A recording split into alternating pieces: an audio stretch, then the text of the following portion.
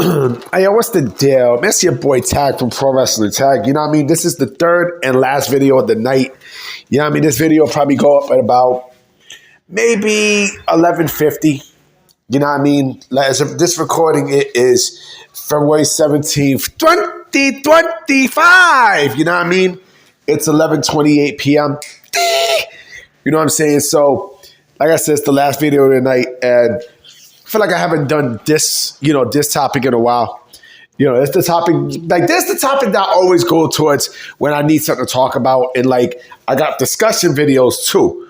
You know what I mean? I got the discussion topics as well that I'm gonna, that I like to put the fuck out, motherfucker. You know what I'm saying?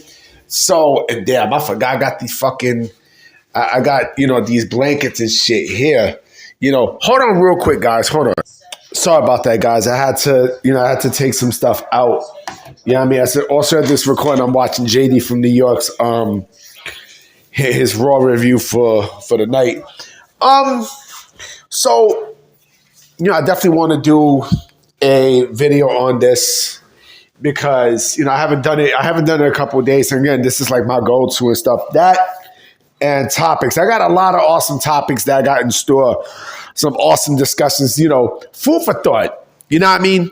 So, and this is no exception. Plus, I got work in the morning. So, yeah. So, I want to knock this out. So, wrestlers who were far ahead of their time, right? Volume 7. And I love this wrestler. I thought this wrestler was a legit one of a kind. You know what I mean? And I remember watching this dude when I was young, when he was in the NWA and, then the stuff I seen, mid WCW, the ECW, and then the World Wrestling Federation, Brian Pillman. Brian Pillman was that dude. Brian Pillman, before he was the loose cannon and such, Brian Pillman was, we all know he was Flying Brian. You know what I mean? He tried out for the Cincinnati Bengals, right?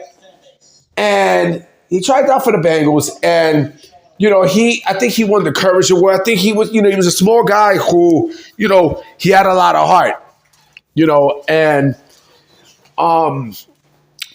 he played in the CFL and he found his calling, which is professional wrestling, right? And from there, he was, when he came to WCW, which was the NWA, he was known as Flying Brian, and he was doing a lot of aerial moves and stuff. He was basic. I mean, let's keep it real. He was a basic wrestler. He wasn't bad. He definitely was not bad in the ring at all. He wasn't bad. He was just basic. But once he turned heel in the early to mid 90s, teamed up with Steve Austin, who, by the way, they wasn't supposed to get far and such. He showed character. He showed character with that Hollywood Blondes gimmick and such. And, he was not bad. Like, that team was not a bad team. It was just WCW, of course, did not want to push him because WCW didn't see them as anything other than. But they were over. They won the tag team championships and such, But then he wound up being a good guy again when they had the light heavyweight division and such. But of course, after that, he needed something.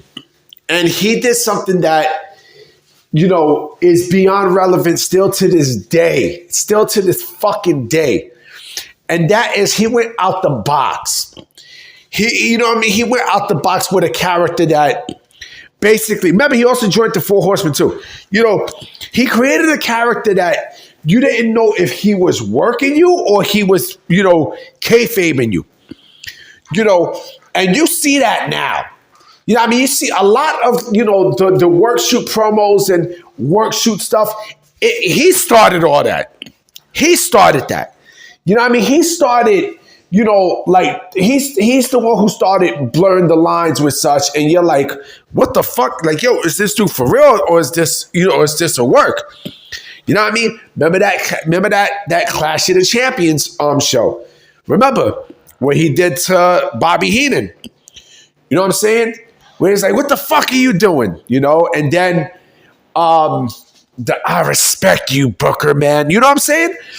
So he was doing all this. Even when I seen it, I was like, what the fuck?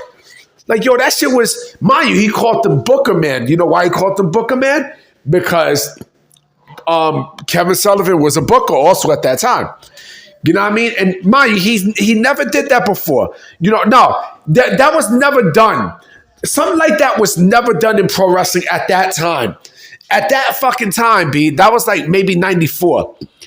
You know what I mean? And then there were other things too. There were other things that basically happened as well. That, the first time he also exposed the word mark.